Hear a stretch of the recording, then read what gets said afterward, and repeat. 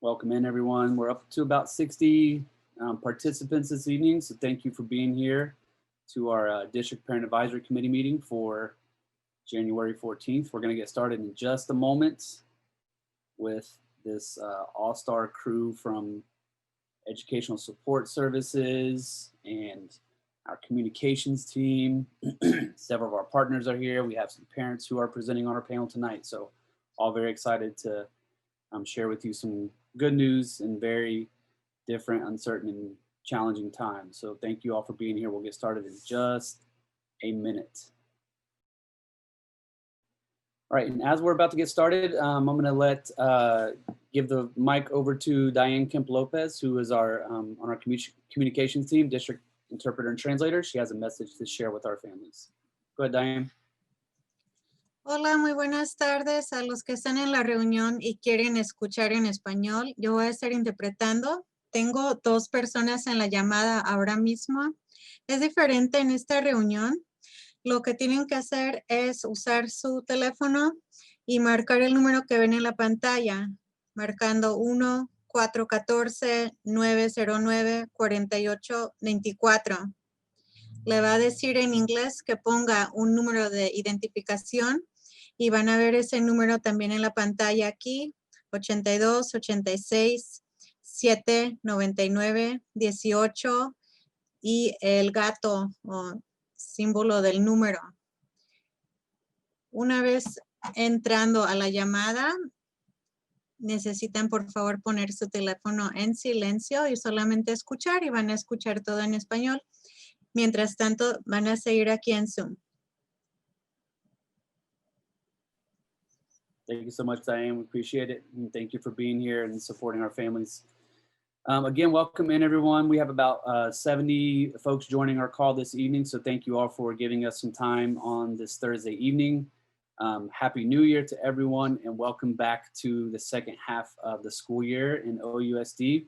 We're very happy to spend some time with you this evening, updating you on a number of things, but specifically focused on two areas around social emotional supports for our students and families, and also some academic updates, resources that we want to make sure our parents know we are using in our district, but also things that are available to you as parents and guardians. So we're happy to share this information with you tonight. We want to keep this focused on what we're doing moving forward to support our students in a very, very different year, knowing that they are experiencing different challenges social emotionally, also different challenges in how they are receiving and using their instruction and what they're learning in school. And so our hope is to share with you some of the great work that we're doing in OUSD, but also that we are partnering with some other great organizations who will share what they're doing this evening as well. So with that said, we'll jump right in. This webinar is being recorded, so this will be available to folks after this call this evening. And here's what we're going to cover tonight. We're going to be looking at our social emotional supports for students and families. In particular, we have two new partners this year that we are very excited to be doing work with. One is Care Solace, and we'll share a little bit more about their 24/7 care concierge support that they're offering to not only OUSD students, but OUSD students' families and staff and their families. Second, Panorama Education is here, and they're going to be sharing a little bit about our work with Panorama and the social emotional learning screening tool that we use, and how we are placing a spotlight on the social emotional learning skills of students in the same way that we place a spotlight on their academic growth and skills as well. And then moving into the academic supports, we're happy to have our Is Iready team here to share a little bit about what that program is about, and also what the platform offers to students, teachers, and to parents and guardians. Then we'll spend some time, Deb Wickman, who's our family engagement TOSA, will spend some time sharing some available resources to all of our parents and guardians as we move into the second half of this year, more so as a refresher.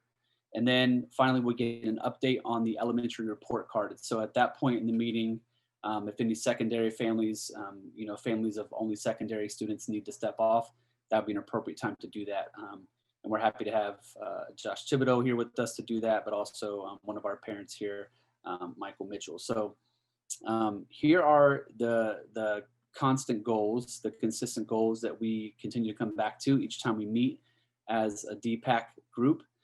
These are our LCAP goals. So they are threefold. The first goal focuses on students graduating, prepared for college and career. This really focuses in on the academic component of what we do in OUSD. The second goal focuses squarely on the safe and positive learning environments. And this speaks a lot to the ways that we support the social emotional learning and well-being of our students.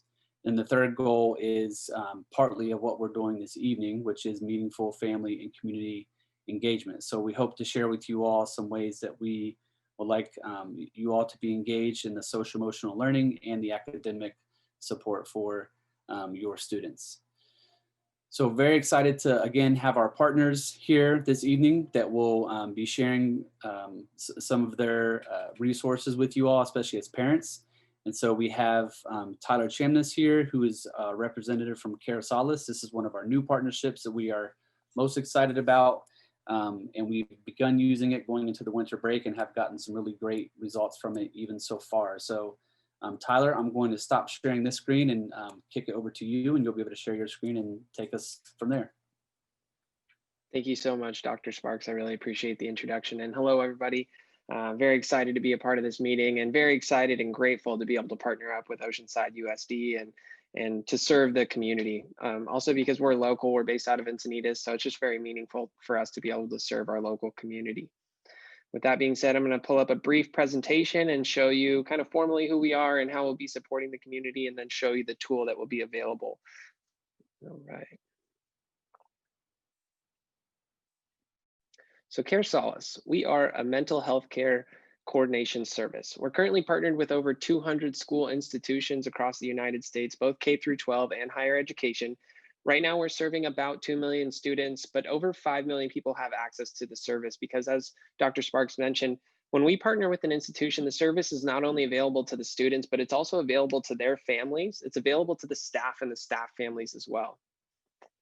Now, the reason why we're doing this is because navigating the mental health care system can be a bit chaotic, and we're really on a mission to break down the barriers of that system. These are all challenges that can get in the way of someone who needs help getting the help that they deserve, whether it's just the social stigma of reaching out, long wait times, navigating the insurance, language barriers. We've put a system in place to really break down these barriers and hold your hand through the process, calming the chaos of the mental health care system. Now, in California, we currently have over 85,000 providers in our database of care.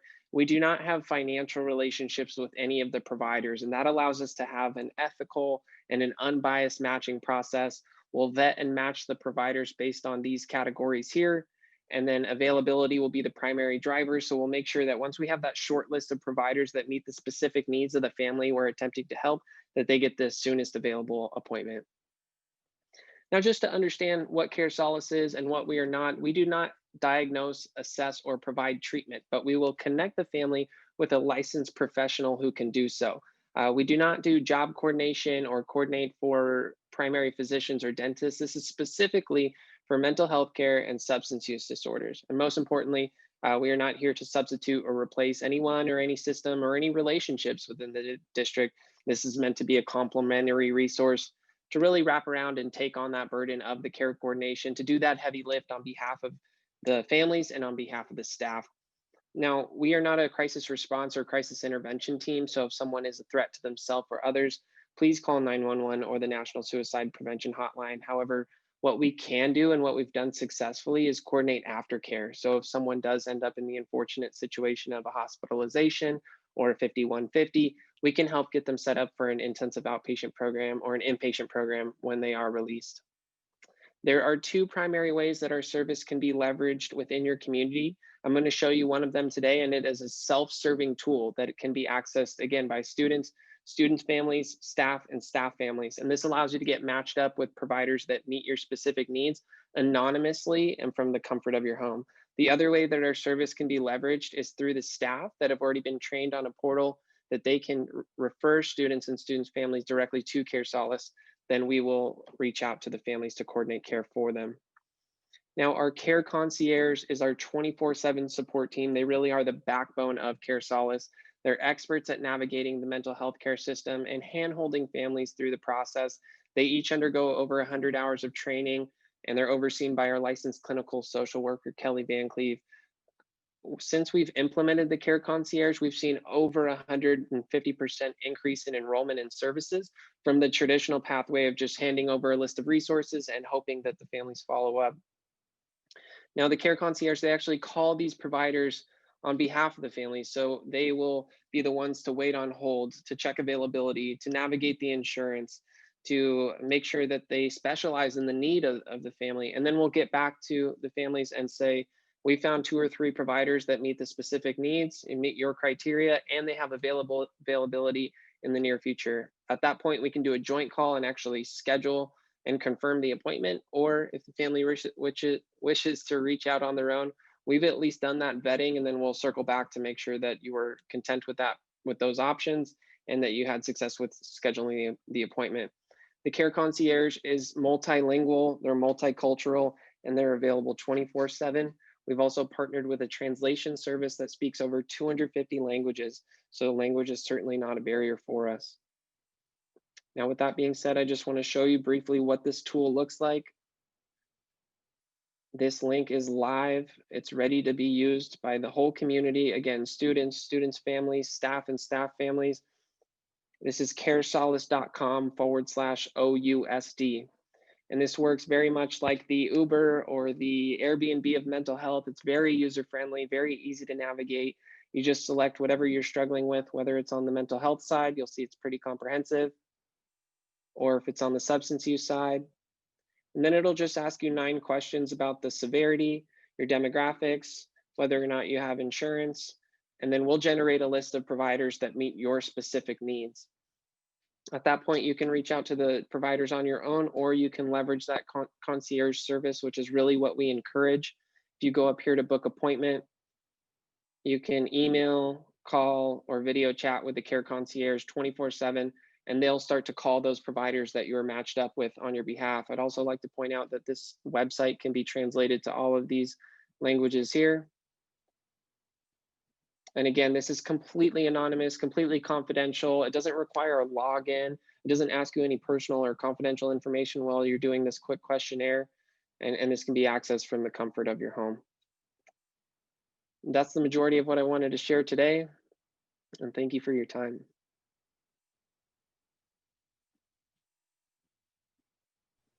Excellent. Thank you so much, Tyler, for being here and for the partnership this year. Again, we launched right before the winter break, and we've had a pretty substantial use of the resource so far. And so, one of the reasons why we decided to partner with Care Solace,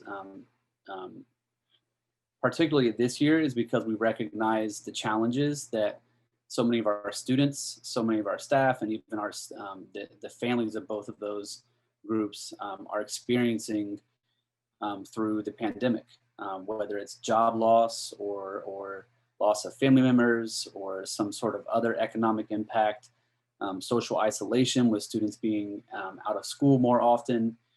We recognize that there will continue to be an increase in what we believe will be social emotional needs of our students and the ones that they love, and our staff and the people that they love. And so we felt like it was an appropriate time for us to make sure that at any point those folks have someone they can reach out to and can help them navigate what can sometimes be a pretty complicated and complex system trying to get an appointment for yourself or for a loved one. And so as Tyler said, this does not take the place of any of our amazing counselors that we have in OUSD. We have an awesome group of counselors. We have an awesome group of school psychologists and school nurses. And so this is all supplemental to that work. And the beautiful thing about the Care Solace partnership is they do what's called a warm handoff. So if there's a student who needs additional support beyond what one of our school personnel can offer to them, our school personnel can work directly with the Care Solace team and do a warm handoff and get the student or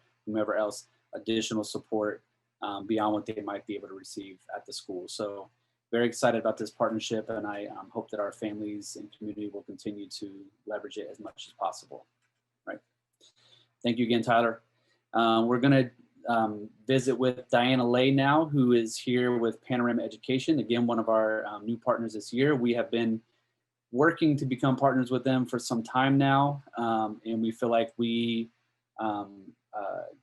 got a great opportunity this year to leverage the social emotional learning tools that they offer in the same way that Is Iready, which you'll hear about in a few minutes, has universal screeners for academics. Panorama has universal screeners for social emotional learning.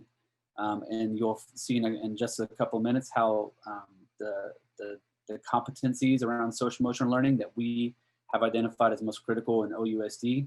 That's what the survey and Panorama assesses on and allows students to give feedback on. And when students take the Panorama survey, and I'm going to say this and I'll stop because I don't want to steal your thunder, Diana. When students take the survey, real-time feedback, the teachers have real-time feedback around how their kids are doing, and can actually use the resources, the materials, the tools that Panorama provides to help intervene and fill any gaps and support students in their social emotional well-being. So with that said, I'll stop sharing my screen here, and I'll turn it over to Diana Lay with Panorama. Thank you. I'm excited to be here today. I'm going to share my screen really quickly. Alrighty. Yeah, thank you, Dr. Sparks, for the introduction. We are super happy to be here and to join you and your community this evening to share more about who Panorama is and our partnership together that we're also excited to launch this year. So I am an account director. I support our California partnerships, and I'll share a bit more about who we are as an organization, and then what our partnership with Oceanside looks like this year, and how we're working together to support students' SEL development. So Panorama Education is a team of about 185 educators, researchers, and software developers who are singularly committed to supporting students in the K-12 system with social emotional learning development, as well as their academic attendance and behavioral outcomes. We've been an organization for a number of years. We now support over 11 million students across the nation and are thrilled to be welcoming Oceanside into that Panorama family this year as well. So we support this work in the Stl Screener that Dr. Sparks described through SEL student surveys. So your students participated in one of these surveys earlier in the year. And we then can incorporate that data directly into an educator-friendly data dashboard to help teams understand and interpret that student feedback around social emotional learning. And this becomes a core way of incorporating student perspectives and student feedback into daily practice. As part of your team, Oceanside has a dedicated group of folks who all kind of serve different parts of the partnership to make sure that this is really successful in year one. So we have technical experts, as well as a professional learning manager who also is based in California. So he and I are really committed to the California world and environment and making sure that we're meeting the needs of our communities. So today I'll share a little bit more about what it looks like for students to take their SEL screener and their survey this year. And then I'll show you what it looks like from a teacher's perspective, so you can get a sense of what the relationship between SEL and academics might look like. And then I'll leave you with some strategies and ideas for talking to your own students about SEL, so that you can partner together at home and with your school teams. So looking at our theory of action with Oceanside this year, Panorama and Oceanside, we deeply believe that if schools and families can partner together to grow students' SEL skills and supports alongside their academic support simultaneously, then students will have increased capacities and opportunities to do well in school and in life. We can collectively develop safe and inclusive environments for students to thrive in. And what we've seen over the years in supporting districts with SEL is that a dedicated commitment to SEL oftentimes helps to strengthen relationships. And we see a lot of increased enthusiasm and excitement around learning across those school communities. There's a lot of research in this field as well, which we're happy to share if that's helpful. Research conducted by Panorama as well as other organizations. And some of the highest takeaways are that we know that SEL skills can be highly correlated with student achievement in academics, one of the key reasons why we want to do this work side by side. And then we also know that adults and teachers do have a really powerful impact on students' SEL development. So some of the strategies that we'll share today will help you think about ways that as a family you might support your child this year as well. And to norm around the SEL kind of topics, the skills and the competencies that we are supporting Oceanside with this year, Dr. Sparks mentioned that there are kind of the core SEL competencies in mind, and we use the CASTLE framework as a guidepost for this work as well. So through the CASTLE definition, SEL becomes the process through which young people acquire and apply the knowledge, the skills, and the attitudes to develop healthy identities, manage emotions, and achieve personal as well as collective goals, how they feel and show empathy for others, and then how they can establish and maintain supportive relationships and make responsible and caring decisions. So we do see it as a core component to college, career, life, academic readiness. So there are a few steps that we'll take to administer the screener and then to begin utilizing that feedback. So the first has already happened. Step one, we began the year with an SEL screener for students where they shared reflections on their strengths and their mindsets. And I'll show you the specific topics in just a second. And then we began a secure data integration directly with Aries and Is Iready assessments that helps to pull the student SEL feedback right alongside academic information and students' attendance records. So with this information in hand, educators and administrators can then start to support partnerships with student SEL and well-being during distance learning, as well as beyond distance learning.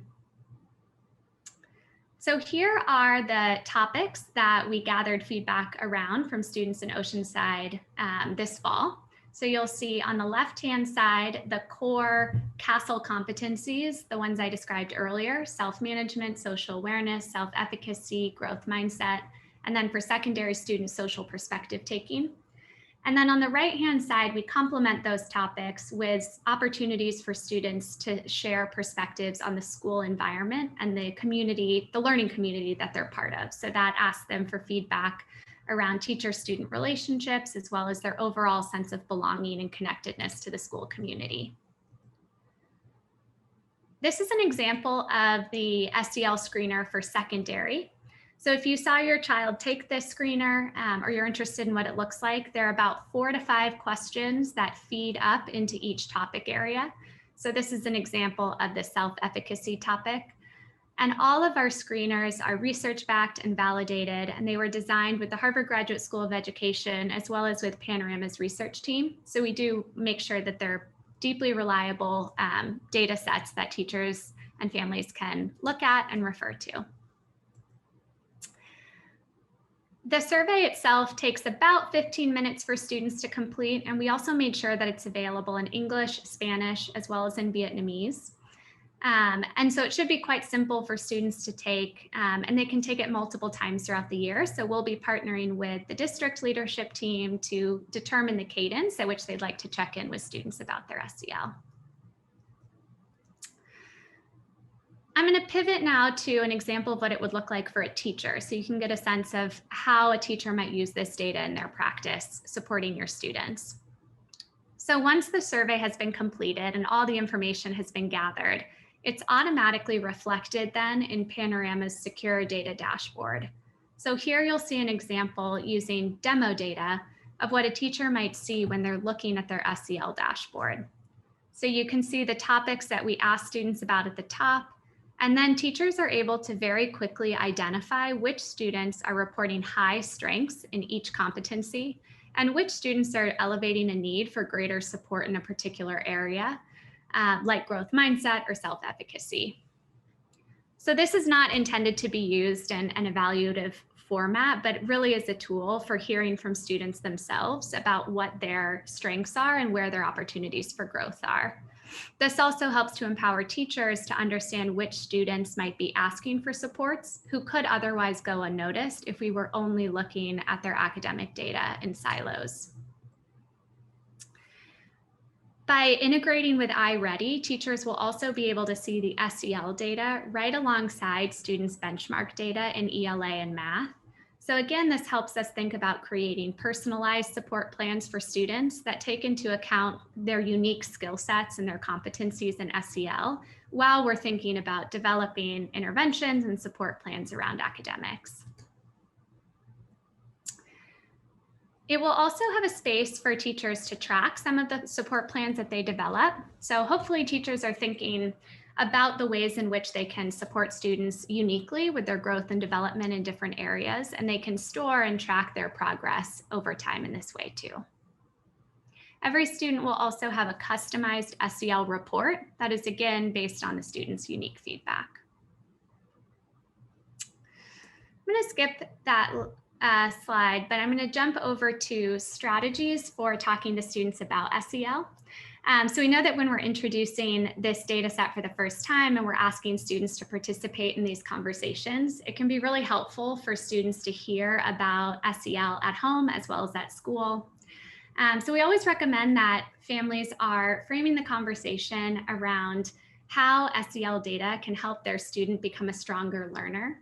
So I've included here 3 questions that we recommend asking to help students kind of wrap their minds around SEL and what these different skills and competencies include.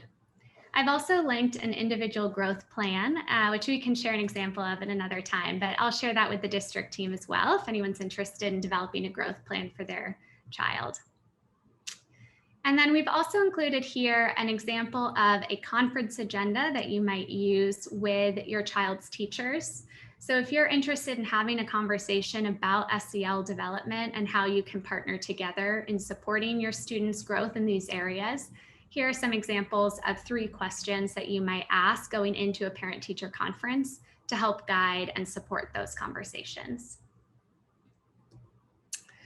So that is all I have for tonight. I hope that was a helpful introduction. And again, just really excited to be working with the Oceanside community this year.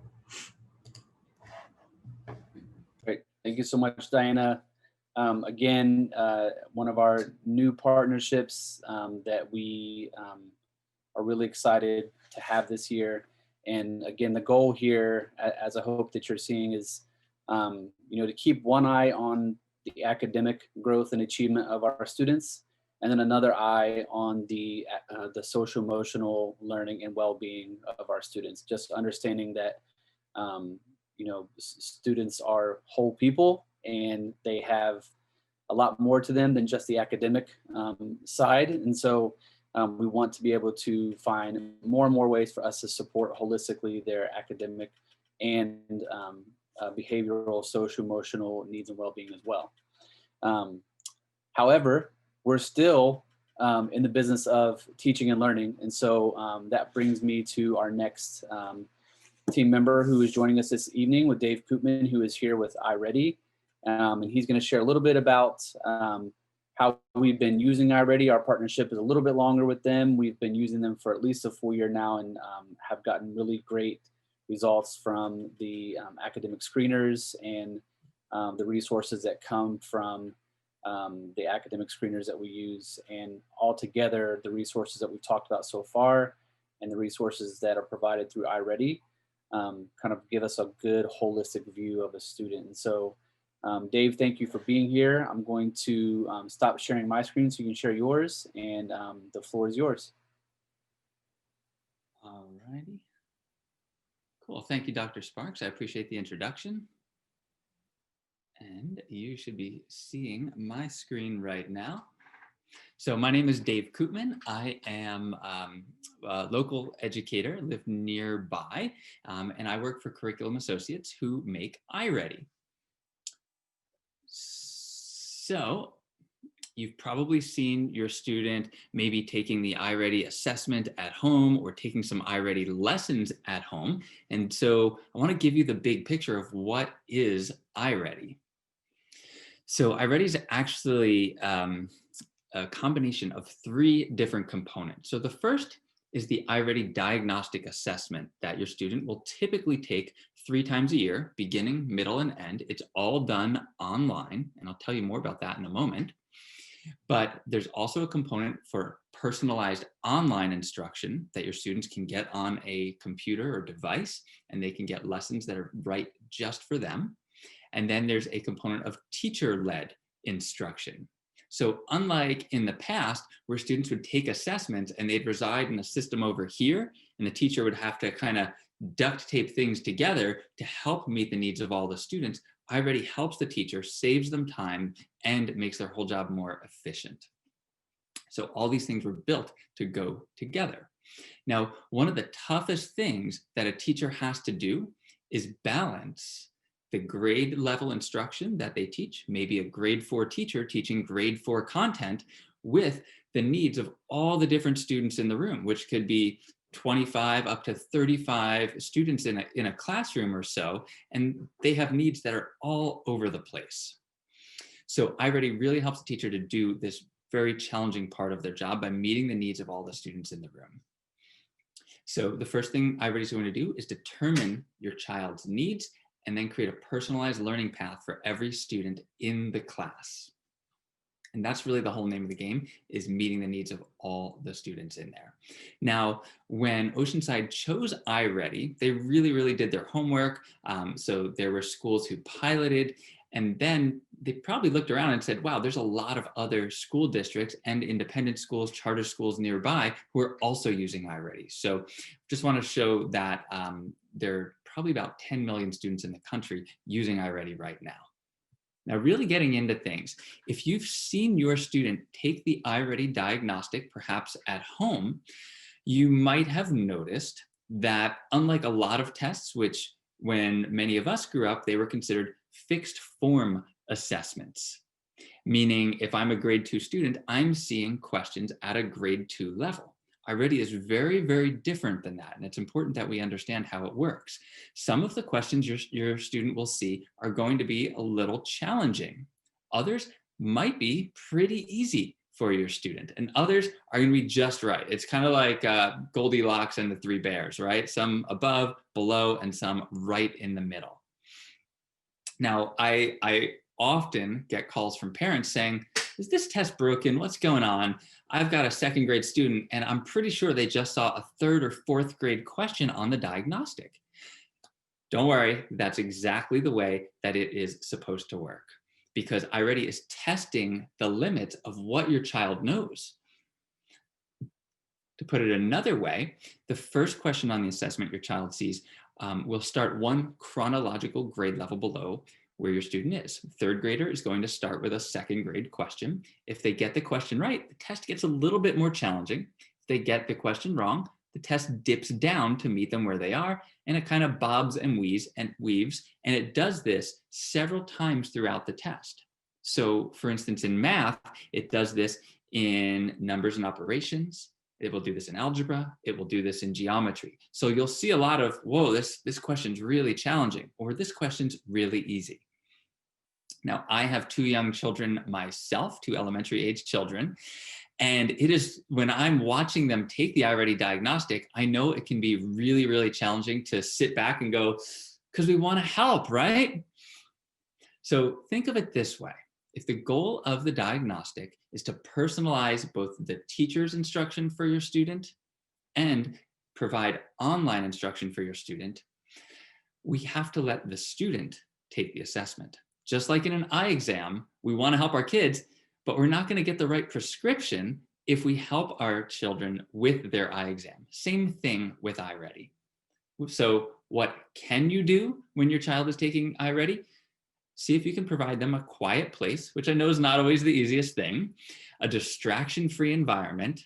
And then this is in quotes here, because if your child looks up at you and goes, I have no idea what this is even asking, I don't know, which will happen, just read the question. If you understand it, cool. If you don't know what the question's asking, if you've never seen this material before, click whatever answer you want and move on. We certainly want to avoid just guessing and kind of closing our eyes and going through it like that. So read it, think, can I answer it, and move on. The other thing too is we don't want the students to complete this all at once. If you notice your student is kind of fatiguing as they're going through it, cool, you know what? We're gonna finish this another time, not a problem.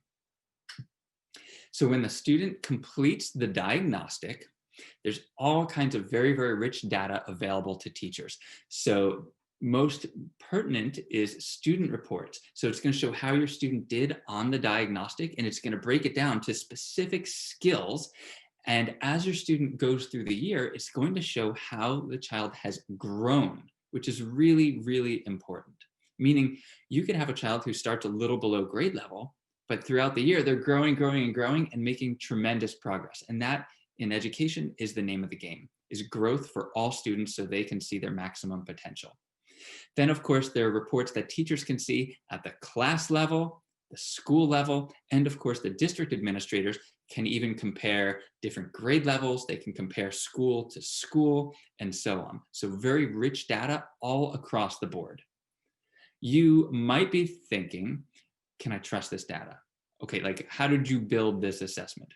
Maybe you're not thinking that, but I'm going to tell you, because when you take any test, we want to make sure that you can trust the data. So every year, Iready has a third party, a neutral, unbiased party, say, how aligned is this to the standards that teachers need to teach and students need to learn, and those high stakes tests, which in California, we often refer to as the CASP test or Smarter Balanced. So Iready is, to my knowledge, the highest correlated assessment to those things that I've ever seen. So doing really, really well. Now, really getting into it, how does Iready help teachers and students? So the first thing, it determines what your child already knows. Maybe you have a 4th grade student who's actually working above grade level at a 5th grade level. Awesome, cool. What does your child then need to continue to be challenged? So I remember back in the day, decades ago, where if a student was performing really well, the teachers were kind of like, all right, you just kind of go sit over there. I'm going to teach other students. Like, no, we want to make sure all students are reaching their maximum potential. So if your student is performing below grade level and they've got a little catching up to do, cool. What do they need next? What are their most pressing needs? And so that's what both of these are for. Sometimes it's filling gaps for students. Other times it's helping your student and enriching them and challenging them. Your teachers will see reports for students that have 2 growth measures. So every student has 2 growth measures. The first is typical growth. That means, in this case, a student who starts in grade 5, where Danielle does, on average will go to a 576 scale score. Don't worry about what that scale score means right now. Just know that there are times when your teachers might be having data chats and goal-setting conferences with students to say, here's where you are. Here's where we want to go. How do we have a plan to get there? And that's really the whole name of the game. Doesn't matter, what your job is or if it's sports or something. We want to set goals and do what we can to help achieve those goals. So typical growth, think of it as your average growth. Now, we don't want our students to just be average, so we also have stretch growth within the system. That means if we're really putting the pedal down to the floor, what is the child capable of if they start in grade 5 where Danielle did? So that is stretch growth, and we want to aspire to that. Those are 2 of the growth measures. You're going to notice that in reading, there are 6 different areas that Iready assesses. In math, there are 4. So I see now another grade 5 student who has both a typical growth target and a stretch growth target. In this particular report, I see that this green shaded band is the on grade level range for 5th grade. So this student started a little bit below grade level. If I had to guess, they've probably hit at least their typical growth. So they'd probably be doing pretty well by the end of the year. Now, what can you do? What can you see when your child comes home and maybe they're working on their own device? So if you have your student log in to Iready, there's going to be a few different places that you could click. The first thing they're going to see is their to-do list. Now, these are the lessons that your child can take. By default, they're going to have what we call the My Path. These are lessons that Iready says, hey, this is the perfect lesson for your student right here, right now, based on the results of the diagnostic they took. So think back to that eye exam. If you've helped your student with that, then you might have actually, Iready might be giving them lessons that might be too challenging. So the MyPath are personally assigned lessons for your child. From time to time, your teacher might also assign specific lessons for your student. So they will see two different columns. You might not have any lessons assigned by your teacher though, and that's okay. Your child can toggle from reading to math over on the top left. And then what's really cool, if you go down here, there's a little My Progress icon. Now, if you click on My Progress, it's going to show the lessons that your child has recently completed. It'll tell you the percentage correct that they got on that lesson. So by default, passing is a little bit below 70%. It's about 67% by the default of the system. And so it's very Iready, the growth is very highly correlated with your student experiencing the greatest quantity of lessons. So we're not asking a student to get 100% on every lesson, but just did they get enough to move on within the system? That's what's most important, which once again, you can see why they need a quiet, distraction-free environment, and the students need to be motivated. That's really the whole name of the game. So you can see some sample lessons. You can talk to your child about this. Hey, I noticed you got a 68% on this lesson. You know, maybe we can try harder on the next one. Maybe you can help your child with some of that content. If not, don't worry about it though. Your teacher can also see the results of these lessons, and they're likely checking that and conferencing with the students. These lessons are really, really premium content. Just last year alone, we added over 150 new lessons within Iready. Furthermore, we're always looking at the latest research and feedback to say, how do we make these lessons even better? How do we make them academically better, but also more engaging so students want to experience these lessons? They want to get on Iready and do these. Some sample math lessons as well. And you might have noticed your student using something called Iready Learning Games, which is specific to the math side of Iready. There are, you don't see it in this picture, but there are actually 8 learning games. Research-based, actually came out of Stanford, helped with, and were created by some of the best mathematical thinkers in the country. These are really, really gamified, highly engaging, and available in English and in Spanish as well. So these are the Iready learning games for mathematics. Now, when you go back to that My Progress link within Iready, you're going to see a few things. So if you want to talk to your child about this, you'll notice the time on task. So if your child's teacher says, hey, do 15 minutes of Iready tonight, the important thing to note is there's time and then there's quality time. So we want our students to be passing the lessons, not just getting into Iready and just kind of blindly clicking and say, okay, I did 15 minutes, right? We want them to be actively engaged in that. So this will say the time on task, the lessons passed, and to increase motivation, the lesson streak. Hey, this student has passed 6 lessons in a row. Way to go. That's something to celebrate. So if you ask your child to log on, go to My Progress, see, wow, you've passed X number of lessons. Great, let's keep going. Are you taking a lesson tonight? What's the lesson on tonight? Oh, it's on adding fractions. Cool, I'm going to check back in with you after that lesson is over. I want to know how you did. And sometimes just that bit of accountability, knowing that somebody's watching, says, this matters. It's helping me in my learning. That's really, really important to students.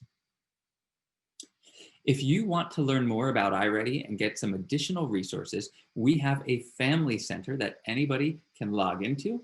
So it is i-readycentral.com/family center. You can also just go Google Iready Family Center and it'll likely point you right to that. This is also available in many additional languages other than English.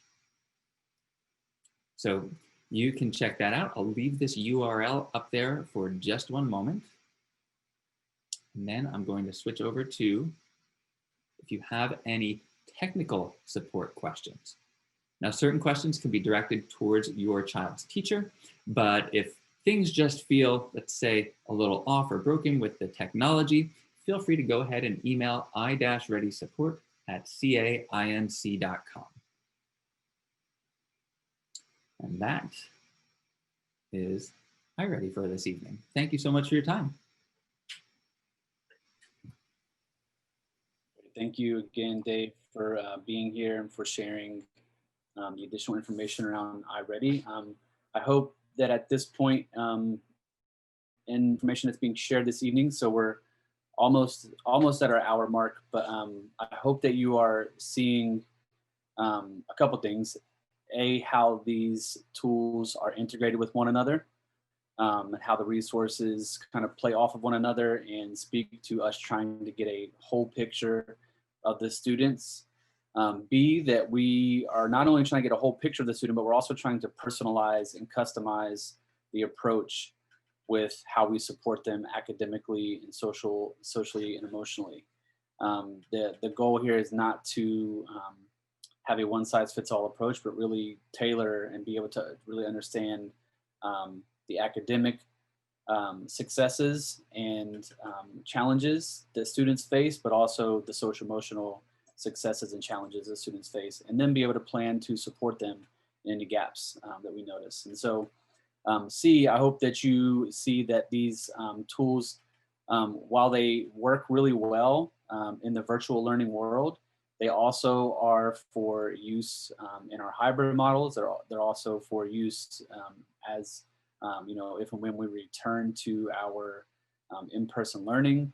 And so these are tools that our teachers are continuing to learn how to use and deliver really robust instruction and social emotional support for your student. And so I hope that provides some reassurance for you.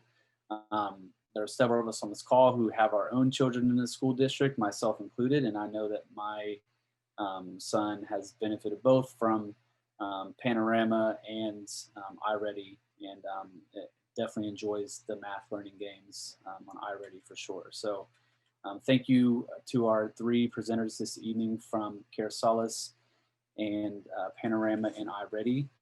I hope that folks continue to have questions about this, and that you also, if you're curious, you can ask your teachers, your children's teacher a little bit more about these tools. I'm sure they'd be happy to share information with you as well. So on to the next part of our agenda, we're going to share some updates around resources that are available to you all as parents and guardians and caretakers for our students in OUSD. And then we'll transition into the last part, which will be updates on the elementary report card. So this next part, I get to hand over to our awesome family engagement TOSA, Deb Wickman, who is here to share some updates with you all. Hi, Deb.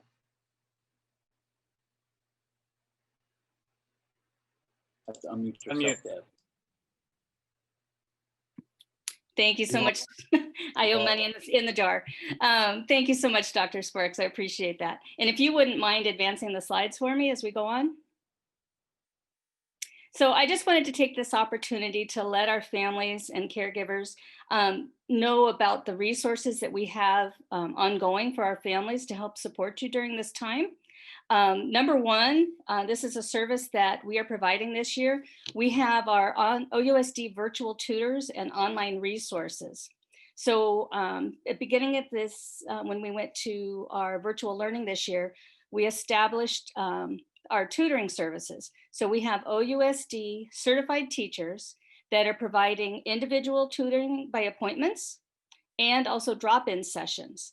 And that is available Monday through Friday. The individual tutoring is available from 1:15 to 5:30, and the drop-in sessions are available from 6 to 7:30 at night.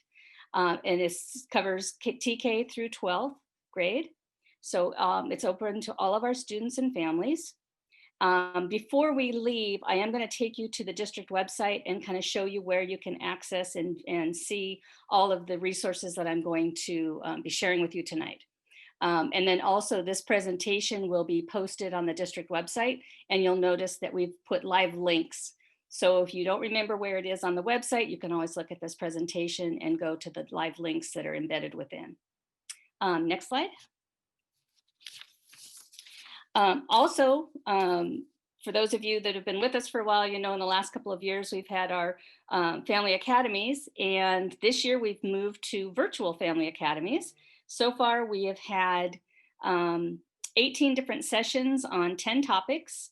The topics include things, including our digital platforms that the students are utilizing. So we've had workshops on Rapid ID and Aries, Blackboard, Google Classroom, Seesaw, our benchmark and Go Math curriculum for the elementary grades, and our Apex learning for our secondary students. We've also had a presentation on our iReady, and then that covers some of our academic resources. And then social and emotional resources and workshops that we have included behavioral support strategies. That was a wonderful lesson that was guided by our elementary school counselors. And we've also covered digital citizenship. If you have missed any of those and are interested in those topics, all of the sessions were recorded, and you can find those on our OUSD YouTube channel. So you can go back and view those presentations. Also on our virtual learning website, we have a list of parent resources for virtual learning. There's a guide, and I'll show you where that is and what information you can find on that. We do have a couple of virtual academies in the works. Our elementary counselor workshop was so well received that they're going to be doing another presentation for us in February on building positive relationships at home. And then for those of you that remember Dr. Villarreal, she is going to be doing another of our parenting workshops, and that will begin in April. So I'll show you on the website where you can get information about those academies, because it is ongoing, and we're constantly updating and offering new sessions. So I'll show you where you can find that information. Next.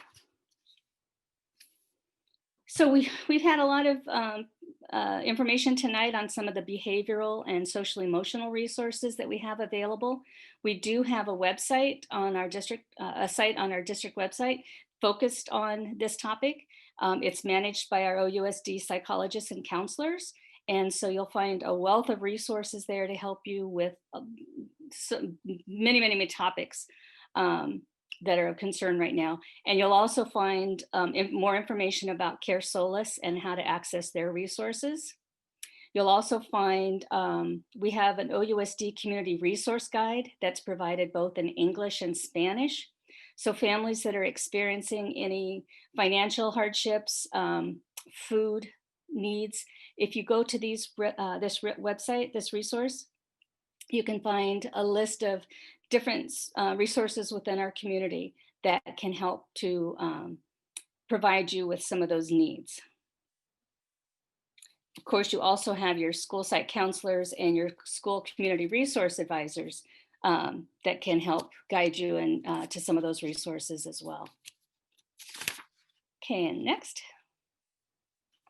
Also want to remind you that we do have technology support for our families. If you need help accessing any of these programs, if your student's device is broken or having internet difficulties, our OUSD service desk is available Monday through Friday. There are 2 lines, one for English speakers, one for Spanish speakers. And that line is always available from 7:30 to 4 p.m. Monday through Fridays. So any technology support, please reach out to our team and they'll be happy to assist you. So I'm going to go ahead and take the screen for a moment, and I just want to show you on our district website where you can find these resources that we just talked about. So here's our home screen. You'll notice there's a tab here called Parents, and this is where you're going to find the link to the virtual learning. You'll also so go ahead and make sure you're sharing your screen too. Okay. And social emotional. I'm sorry? Make sure you're sharing your screen. Oh, it's not on? No. I am sorry. You have access to share it though.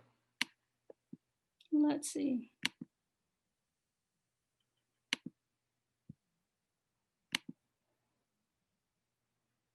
There you go. There we go. Sorry about that. So this is our district website. This is the home screen. And you'll notice here the tab that says Parents. There is the link for the virtual learning. Scroll down a little bit further, you'll find the behavioral and social emotional resources. There's also a link here to parent workshops. And we also have parent newsletters. Oh, and then under resources, that's where you will find the community resource guide in Spanish and English. that lists all of the local vendors and partners that can help with some of those needs.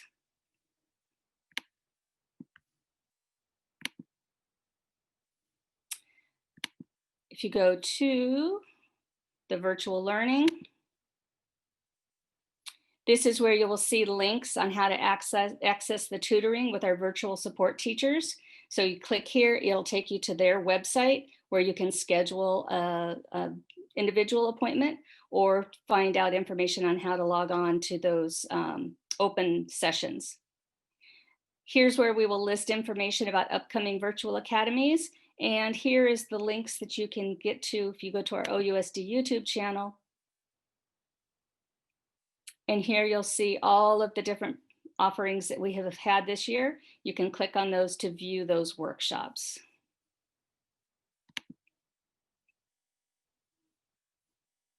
Also, here again is the information about technology support for families. And then the social behavior, social emotional resources can be found on this site. Here's the information about Care Solace that was just shared this evening. And the link and the phone number to call are listed here. And then here are just a myriad of resources available to you talking about your child, about crises in light of what's been happening in our country recently. There's some great resources here to help you to have those difficult conversations with your child. These resources are specific about COVID-19. And then there are behavior resources that have been put together by our elementary counselors and psychologists. And here again, those community resources. So easy to access. This Parents tab is really helpful, and I highly recommend that you come back here often to view to see what some of the latest resources are that we have available.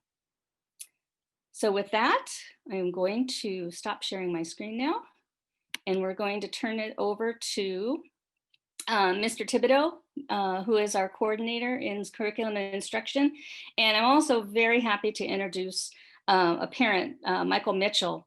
He has been instrumental on working with us on our report card committee and helping to update our elementary report card.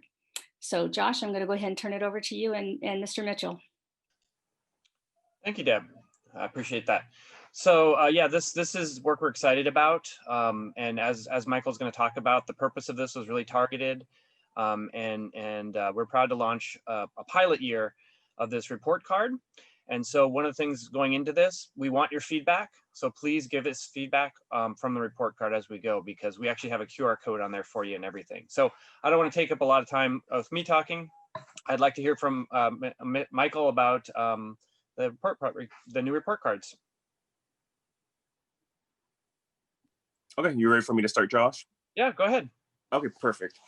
So good evening, everyone. So those who don't know who I am, I'm Michael Mitchell. So I'm a guardian here in OUSD. So I have two kids that are in the dual immersion program at Reynolds Elementary.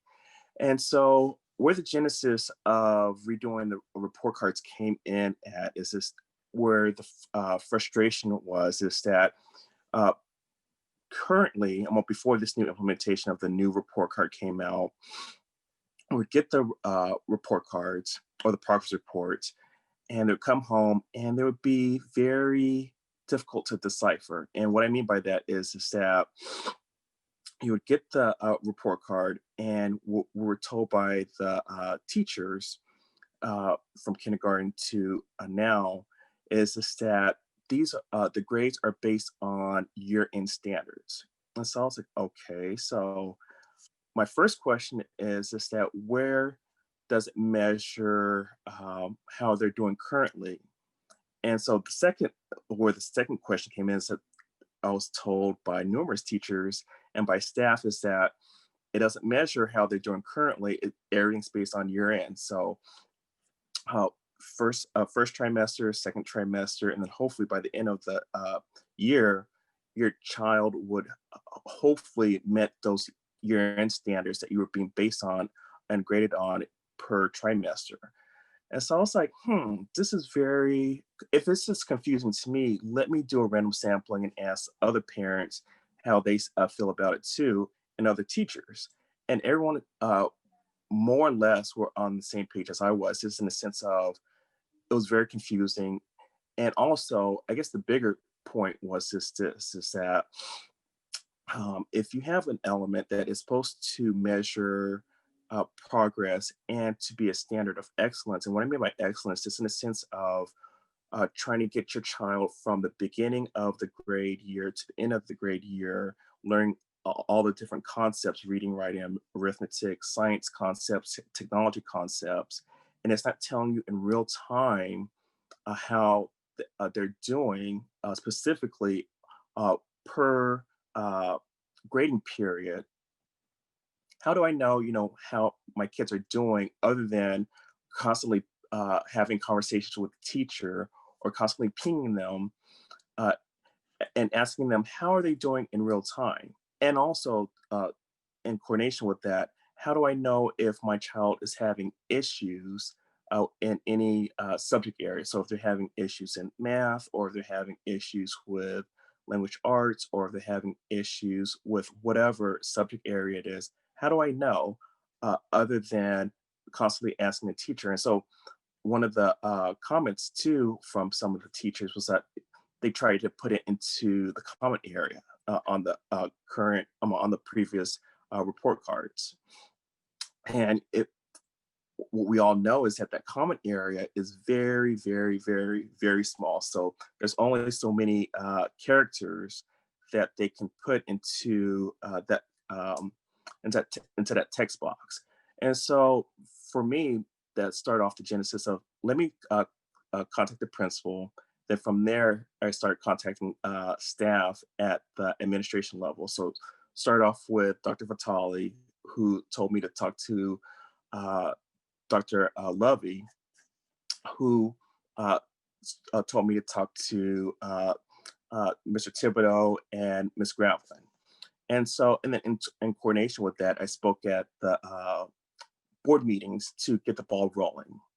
And so out of that I was invited to a newly formed report card committee, which started in, I think it was October of 2019.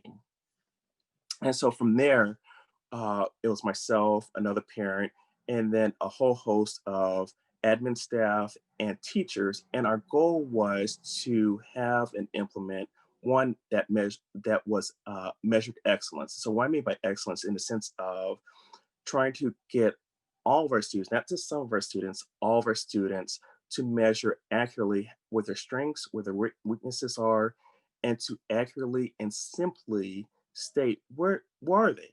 Where are they right now when they get that that report card, and moving from a trimester reporting period to a semester reporting period.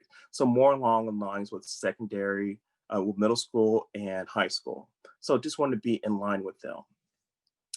And I know, and then another question is that, okay, so if we're moving to a semester reporting, what about the individual periods between the semesters? So there is going to be some type of reporting in between that time that gives updates, but the January report card and the end of the year report card are going to be the main base stations to show how our students are doing. But the foundation of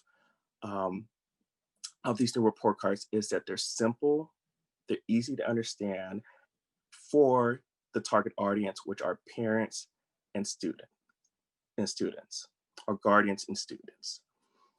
And so that we can have a very good relationship between the teacher who is giving the instruction and the parents or the guardians and the students at home. So we know where the strengths are and where the weaknesses are, and where we, if there needs to be intervention, so that we can do intervention in those different subject areas. And so we went through this laborious process, back and forth. And one of the things that in the very beginning that we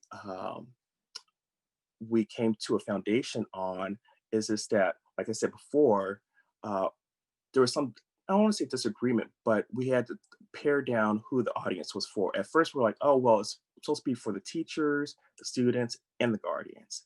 And then we realized from more discussion, the teachers already have all of the information. They already have all the assessments. So we have to, so the actual target audience is for the parents and the students, like I had said before. And so going through the process, one of the things that we did is that we looked at some of the report cards that were from other school districts in our area and throughout the state, just so that we have a foundation of, okay, what looks good, what language looks good, what is simplistic and easy to understand, but also is accurately giving current information and accurate information for the parents and students at home. And so once we, so we took pieces from different report cards and basically tailored it to OUSD and make sure that we had a product that was very specific for OUSD. And from there,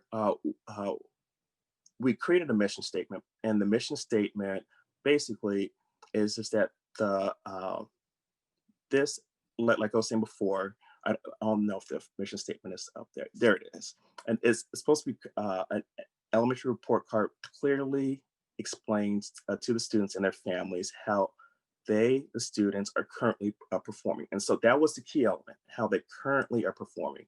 It shows achievement and growth and indicates the next steps for progress. So just like I was saying before, simple, easy to understand, shows achievement and growth, and indicates steps for progress. So what that is stating is that, say, for, like I said before, if there's intervention that needs to be done, or if there needs to, there's some remedial work to be done, or there's some extra help, this newer implement is targeted to help everyone out in the same way and go forward from there.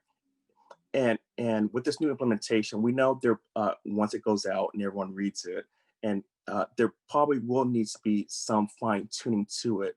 But this is our first effort forward to make a change and present an element to the OUSD community at the elementary school level, so that we have an element that is very easy to understand by parents and students. All right, thank you, Michael. Mm-hmm. Well said. Thank you for devoting all of your time to this effort as well. And Deb, same thing, and everybody else who helped out on this. It was a large endeavor, and you can tell there's a lot of excitement in the work that we did. Jordy, if you could go 2 slides forward. Thank you. So again, I'm going to remind you on the report card, those arrows show how you can give feedback so we can improve the communication between teachers and family members around student excellence. There's a QR code, there's a phone number, and there's also a link there. I know you can't see it now. You're going to get it in print. When it comes, it'll probably be at the end of next week. Teachers are finishing up grades right now and Friday. One more slide, Jordy. And so it's kind of a zoomed in, and I know you can't read it all the way. Every grade level tailored it to that grade level. So they all look slightly different, but they cover these main topics in the reports. And I think that's about all I can add to this. Michael did a good job of explaining all the components and reasoning behind it. So I'll hand it back to Jordy. I think we're about the end of our presentation.